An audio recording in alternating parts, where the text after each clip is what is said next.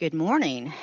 This is Good Gail morning. Brock, your host with the Ballot Box Project, and I have Senator Dan Sullivan from Arkansas, who is from District 20, I believe, and we would like to welcome him to our YouTube channel and to answer some questions with what we have going on in the state of Arkansas with the LEARNS Act.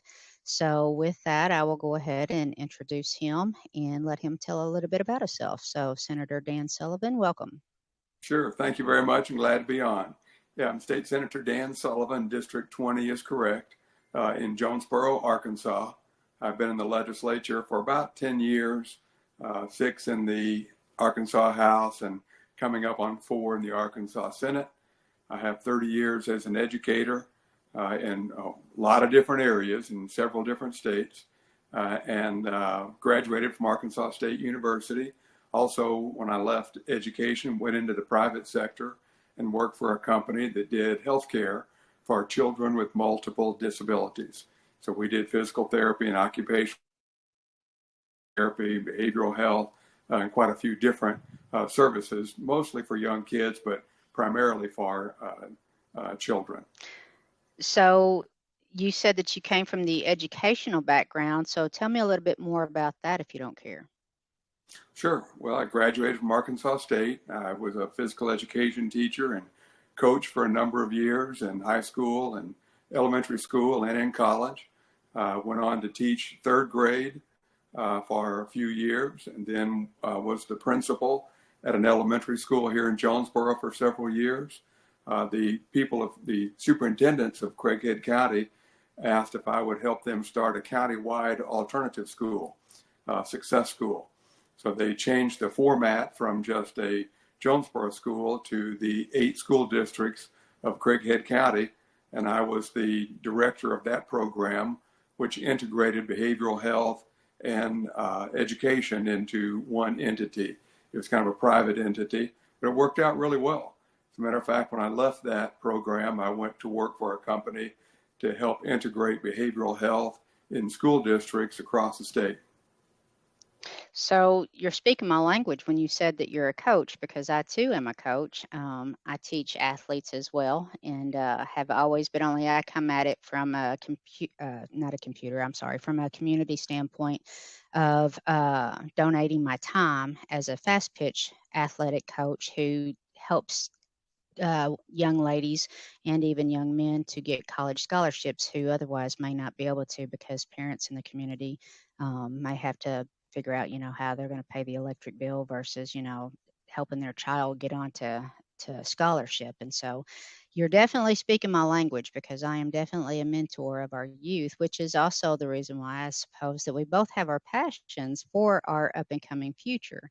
And part of that up and coming future is the LEARNS Act that will become, I guess it's going to be statewide if CAPES do not come up with the signatures to be able to get the petition onto the ballot for 2024.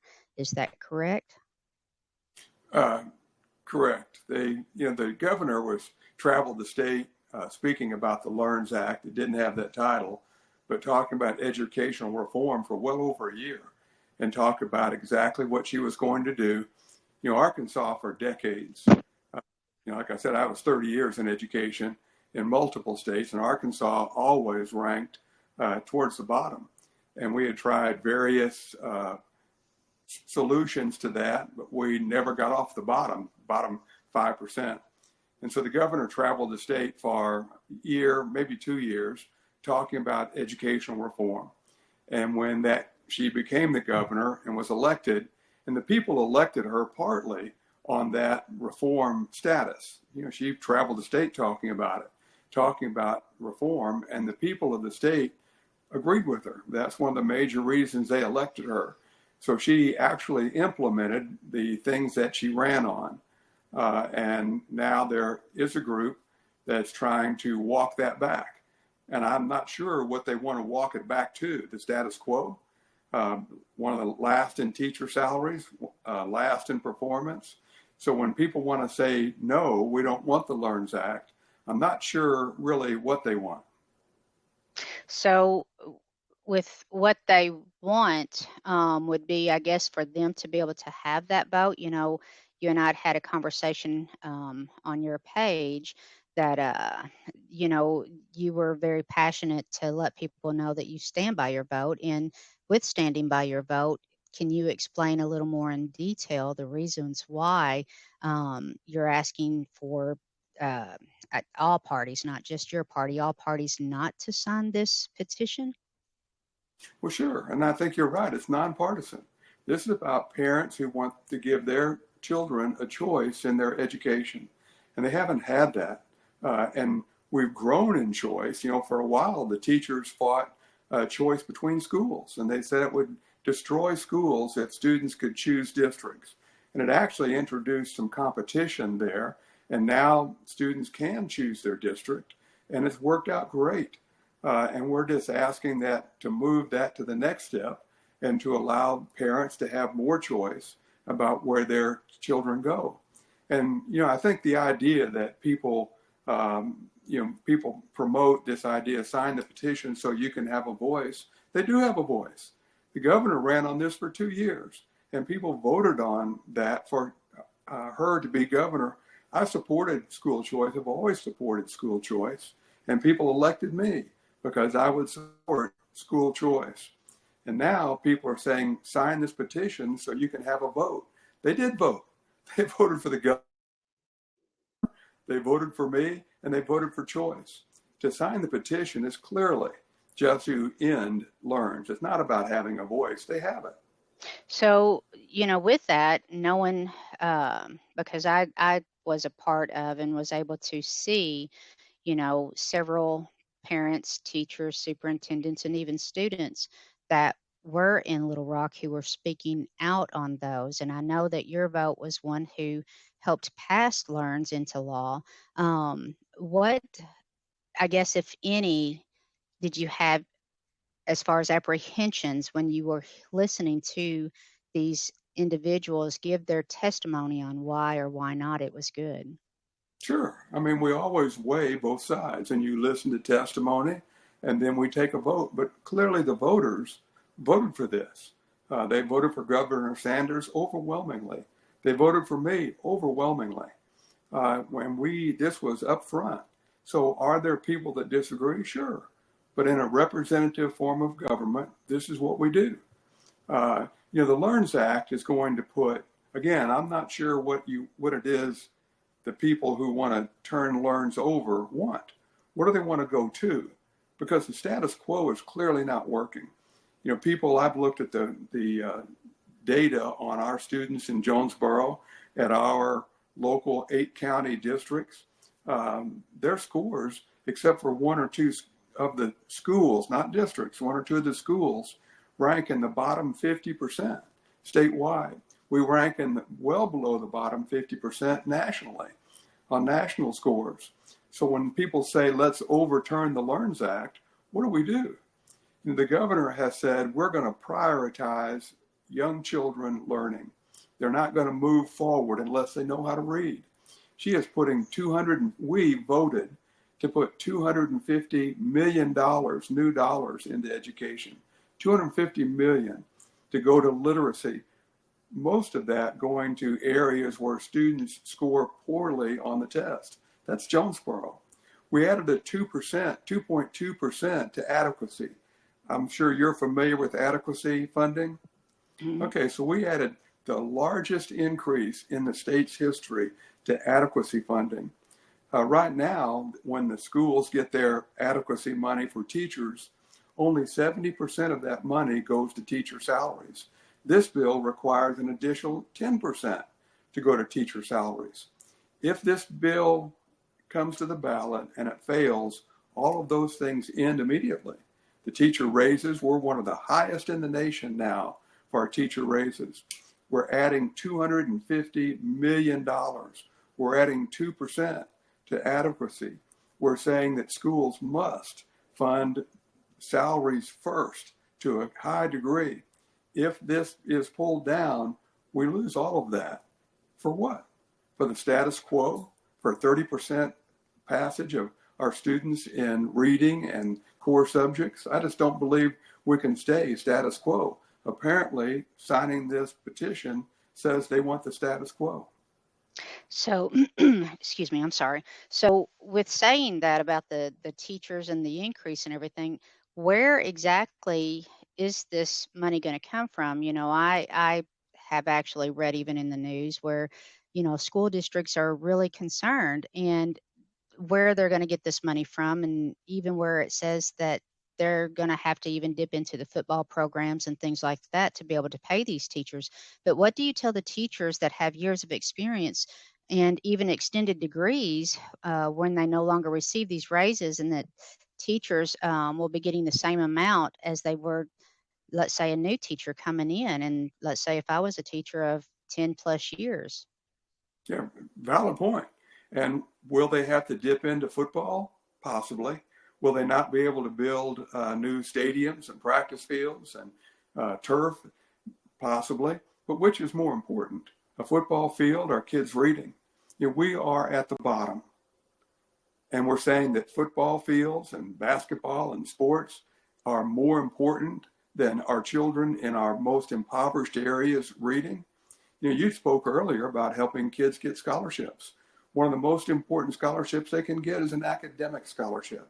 And how can one be successful in football but fail college? We have to teach our kids to read. That's what this is all about, is what are the priorities? When the other question that's, you probably know this, but the number one thing that has to be funded in our state is education. Is that correct? That is correct. So when people say there's not enough money, we have to fund education before we fund anything else. So when one says, well, we're going to have to, where's the money come from? It comes from the tax money. And I don't know what it is in other counties, but I know what it is in the state. But in the state, we spend about 54% of the taxpayer's dollar goes to education. 54% of every state dollar goes to education. About 42% for K-12, 12% for higher ed. And that doesn't count the money that DHS, healthcare services that are embedded into school now, mental health services that are embedded into schools now. That doesn't count all that money. There's somewhere close to 60% of our money goes to fund our schools. Good thing. I'm not opposed to that.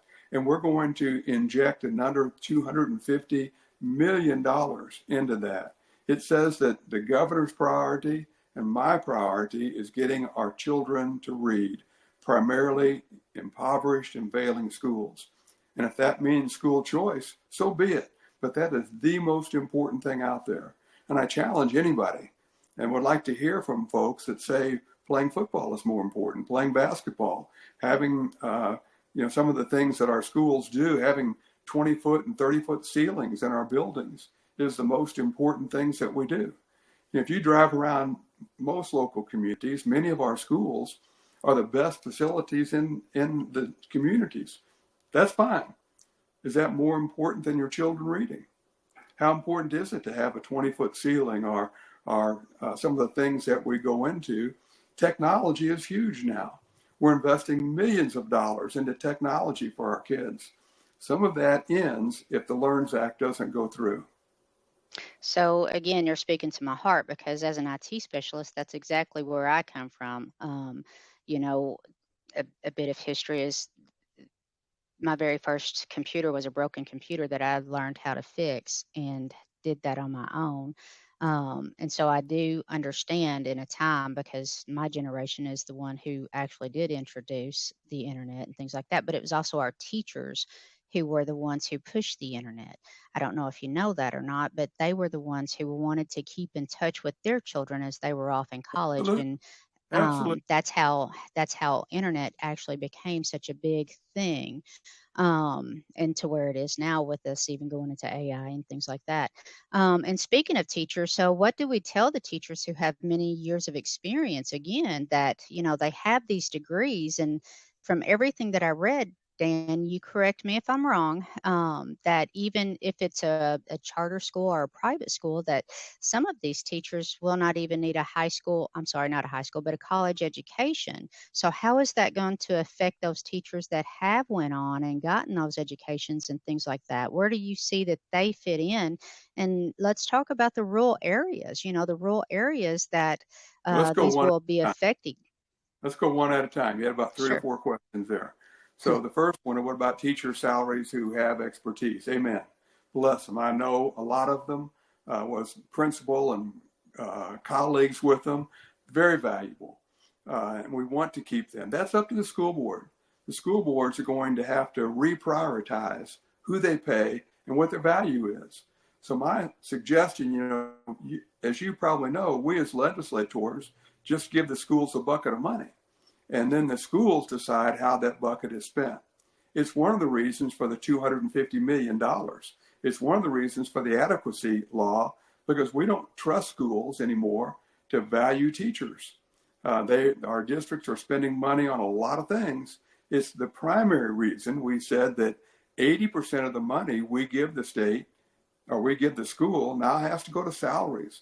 The legislators value teachers. We get it. The money that we're spending is going, the $250 million is going to literacy. And I know right now teachers across the state are involved with literacy programs so that they can teach literacy across every platform, regardless of what the class is. $250 million.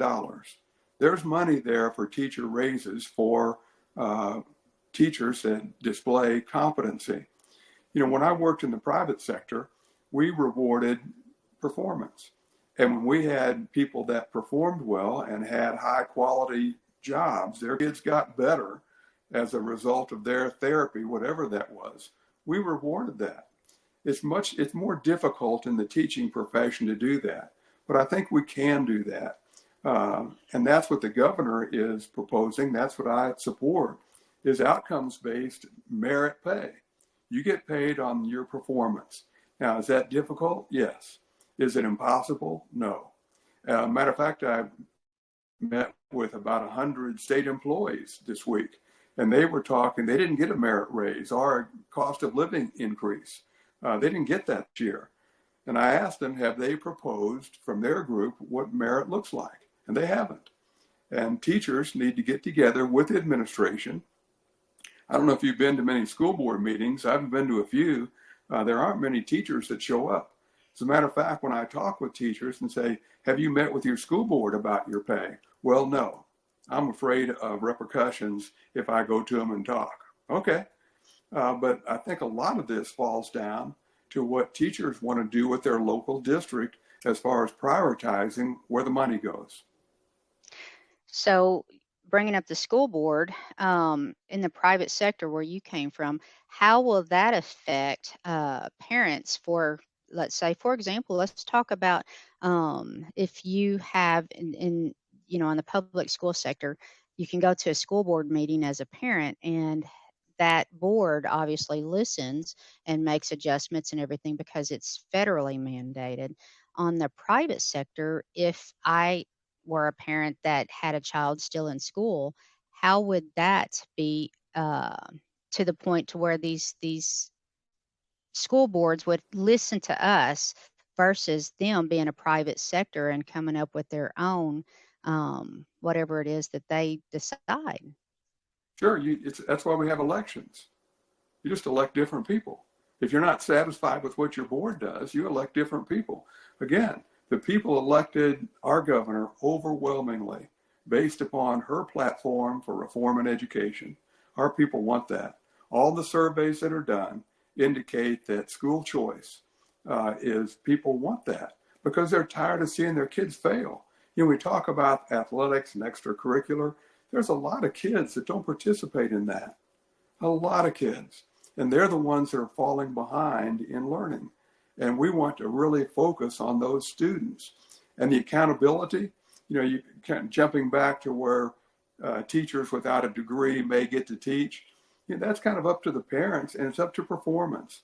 So if I send my child and I choose to go to a private sector school or homeschool, there should be a pathway that I get some of the tax money based on the performance and how my kids score on the test. So that's the way the system is set up. That's the way the LEARNS Act is set up, is that it's performance based. And if you're not performing, you don't get any money. But in the private sector or in the, let's say, even a charter school, do parents have a choice on the school board that they would elect, let's say, in a public school setting? Sure, they just change Okay. schools. They just change schools. Same thing if you're in So, a private school. If you're in a public school and you don't like the way they're operating, maybe they're teaching, the culture wars are huge right now in the battle. And if your school is doing things that you don't think is appropriate for your kids, move. If you like that, move to that program. But it gives people a choice as to what they want to do. And no, there's no greater choice than at that individual level. so even with that question now even brings up another question. So let's say, for example, do you think that the private schools should also be compelled to, Hillary Clinton and Bill Clinton also had No Child Left Behind Act. Do you think that the private sector should also offer the same thing as far as the disability in those that do go, as well as the charter schools? Yeah, have you read the bill? They're Yes, sir. I accounted most for. certainly have. Yeah, That's how come I'm that's asking all your accounted opinion. for. That's all accounted for. One of the fastest growing programs here in Craighead County is a private entity. It's called a cooperative homeschool. And they take children with disabilities. And they went from like 8 kids to 90 or so. They're probably above that now. It's a homeschool cooperative. And every one of their kids has multiple disabilities. You know that even public schools are sending their kids there now? We have 3 or 4 programs that I'm aware of here in Craighead County that our public schools are referring children to because of the success that these private entities are having with children. Whether they have a school board, whether it's without a school board, children are coming out of there learning to read. Several parents have called me and said, I sent my children there. They're in 2nd grade or 3rd grade. They couldn't read. And within a month, 2 months, my child can read. These are special needs kids. And this argument that private schools are going to cherry pick, they are cherry picking. They're cherry picking some of our most needy kids. God bless them. And to think that these private institutions or private settings are only going to cherry pick kids that are high achieving, they're short selling our community. Our community of Jonesboro and Craighead County care about kids. They care about especially the kids that are not achieving and people with handicaps. And they're opening up programs to help those kids. And people that say otherwise are not aware of what's happening and the compassion that our people have for children. So I understand Jonesboro being a big city, and the public school system there may not be affected, but how do you think that this is going to affect the students, let's say, for example, in rural areas? Because currently, from what I read in the newspaper, and you correct me if I'm wrong, that charter schools, private schools currently don't have to provide transportation for those students that will be enrolled. So because of the lack of transportation requirements to those charter schools that are, and I'm talking in a rural area because I live in a rural area, and do you think that that should be excused and by them being forced to accept that educational whatever that comes into that rural area? I don't quite follow the question, but we are putting millions of dollars into transportation. It's one of the biggest barriers because students who live in rural areas don't have a choice. How do you give them a choice? You fund transportation, and we're putting millions of dollars into that. You look at what's happening in in the Delta area. We're putting millions of dollars into literacy coaches and literacy teachers in those areas, giving bonuses to teachers who are willing to go down and spend a few years in those areas. We're going to bonus them. We're going to put money into transportation. However, if it gets on the ballot, as you propose, and this fails, that goes away. It's gone immediately. The biggest excuse me, the biggest thing that, I know that Sarah Huckabee uh, definitely talked about was the 50,000, which, voters, that's one of the things, because teachers do have a tough time. And as you said, you came from the educational background, and, I don't think that there's a teacher out there that I know, and I did my internship in Smackover, Arkansas. Go Mule Riders. This public school system was where, these students had, maybe their only meal came from that public school system. And for us to have this education that we are now reforming, I don't think that there's a teacher out there that ever signed up that says I'm in it for the pay. And I think the biggest concerns are those children that's going to be left behind. And I can come from that even with my own uh, um, um, things that happened in my own personal life, because I have a sister with special needs who will, the reading aspect, there's some things that will not be able to be done in those areas. And so those children, and in reading the bill and understanding it correctly, you have to maintain a certain grade point average. And so is that going to force some of these students that do not have that learning capability in order for them to be forced into a public education? And let me follow up with this question Wait, too. wait a minute. What do you say, forced into public education? That's where they are now. Right. That's So where that's what I'm they're forced saying. If they into don't public make this education grade, now, though, and they're in the achieving private at 30. sector, I'm Pardon? sorry. Yeah, I they're said, failing now. but if they're going into if right, okay, so they're I can't confirm or deny. I can only speak for my sibling, and how that actually made a difference in my sister's life. But I can also ask the question of what happens to a student, because reading the bill and understanding this bill, that if they don't maintain, then that private sector, that charter school, they can let that child go. And to follow up with that, with me understanding that the money actually stays in that sector, even though that child would go back to another school that may be a private school, a charter school, or a public school. Am I understanding that correctly? Well, you're making a great case. I mean, they are trapped right now. They are trapped in a public school, whether they are successful or a failure, they're trapped now. And you just said that, and I agree. And they're trapped in failing schools. Some kids are. If they're not, stay where you are. I was in Harrison the other day. Harrison ranks in the top 5% of the schools in the state of Arkansas. Why would anyone leave? Why would you be afraid of your school collapsing when you're when you attend a school? It's in the top 5% of the state. They're just not a threat. However, children with special needs, federal law requires, as you know, an IEP, and you have to comport and comply with that IEP. It doesn't make any difference if you're in a charter school, private school, public school, wherever you are. Federal law requires you to have an IEP, period.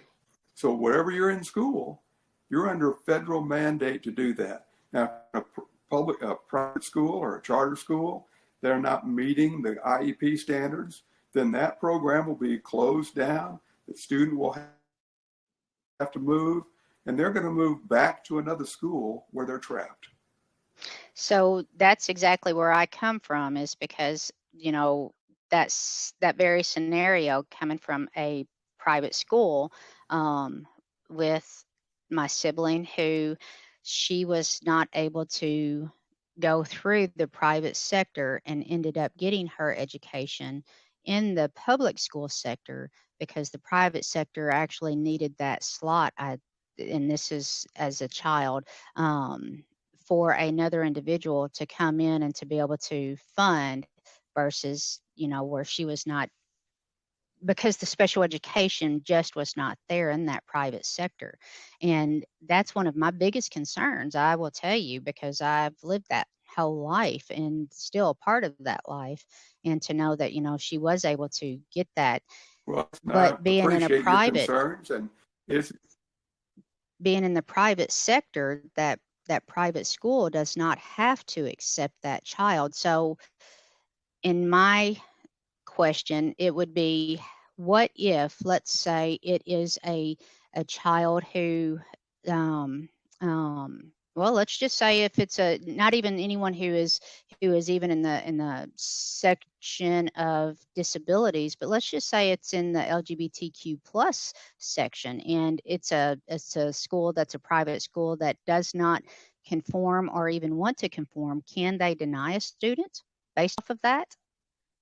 I don't know what would, if a religious school, if they have exceptions where we're not going to accept certain students, whatever that exception is, they can't participate in the program.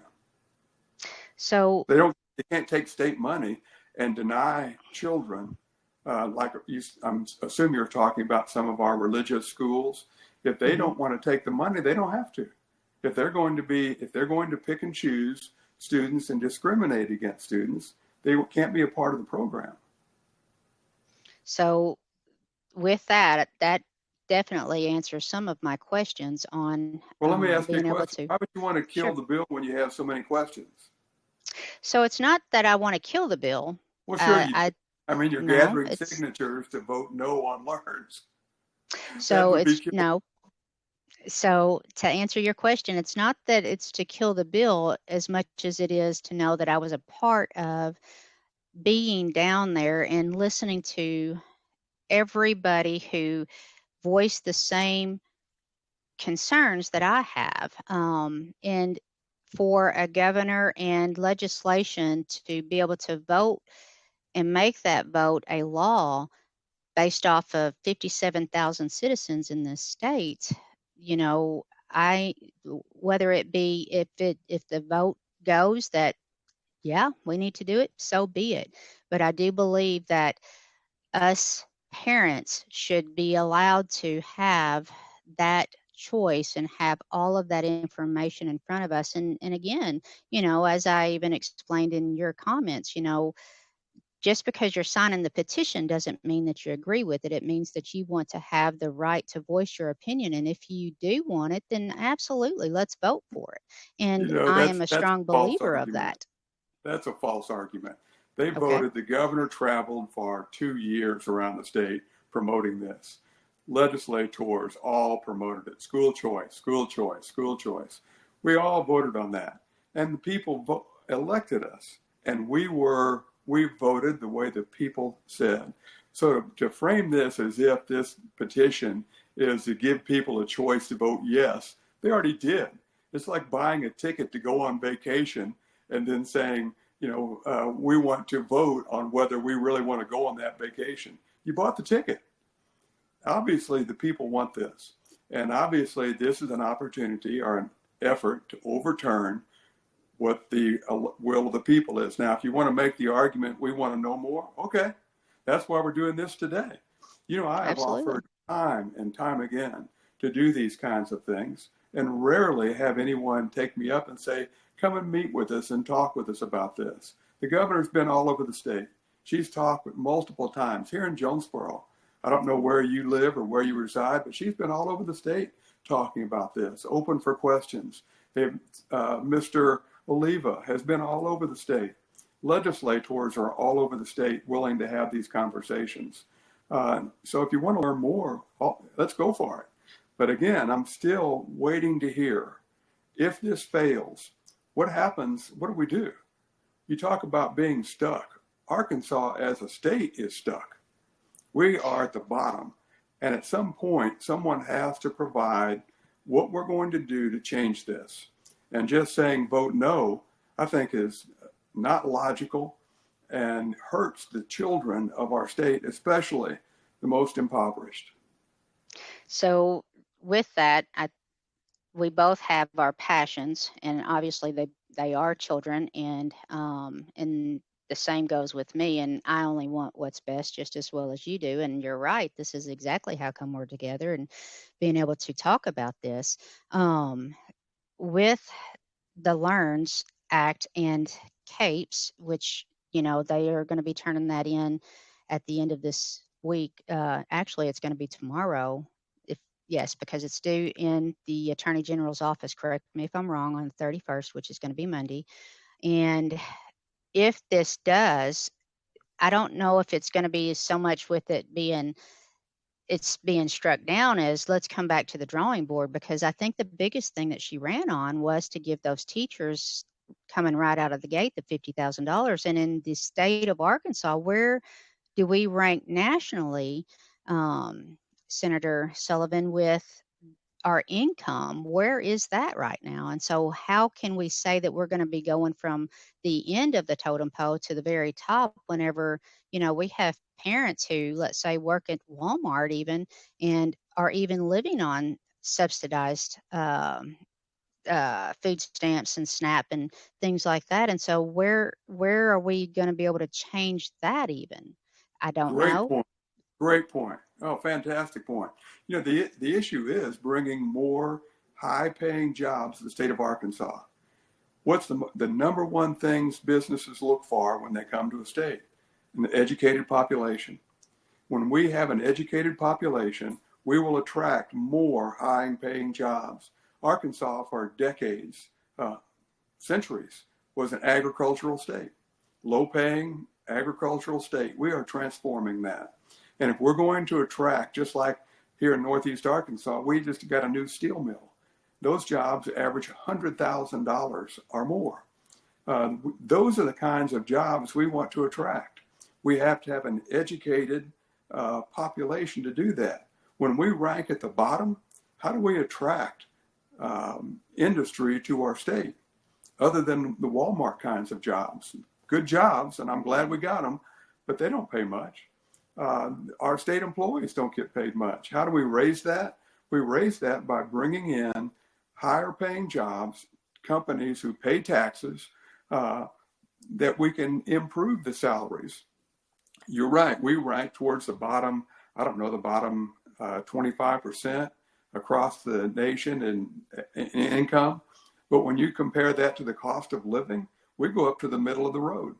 So our cost of living is low, our salaries are low, but those mitigate one another, that we're about average when it comes to cost of living and salaries. I think 20 is what it is. And that's definitely going to have to be another conversation that we're going to have together, because I think that you bring up a lot of good topics that I would also like to discuss with you. And I know that we're running out of time. I actually ran over 6 minutes. It doesn't even seem like we've been at it for 30 minutes on having this conversation. But listen, Senator Sullivan, I definitely appreciate you being a part of this. And I do walk away with learning a few things. And I really, really am grateful that you took the time to sit with us this morning and to be able to explain the reasons why you wish for people not to sign this petition over, obviously my reasons of them signing the petition. But either way, I am definitely proud to get to know you better. And I am very, very excited to know your side of things. So thank you very much. And I'd like to, two things in closing. One, the people have already voted yes. Why would anyone sign the petition who has to vote yes again? This petition is strictly to overturn Learns. The second thing, I'd like to hear what proposals have come down the pike if we say no. You referenced Bill and Hillary Clinton, their No Child Left Behind. That went nowhere. When was he the governor? Several decades ago, and we're still at 30%, 35% proficiency. Folks, it's time that we change, and it's going to take big steps to change. And I'm confident we can work together to achieve that. And conversations like this help, and I appreciate it. Well, I appreciate you too. And with that, I will go ahead and say thank you. And I look forward to having you again. And definitely, let's do this again. I think that it was very, very helpful. Thank you. Thank you. You have a good day. Thank you. You too. Bye-bye.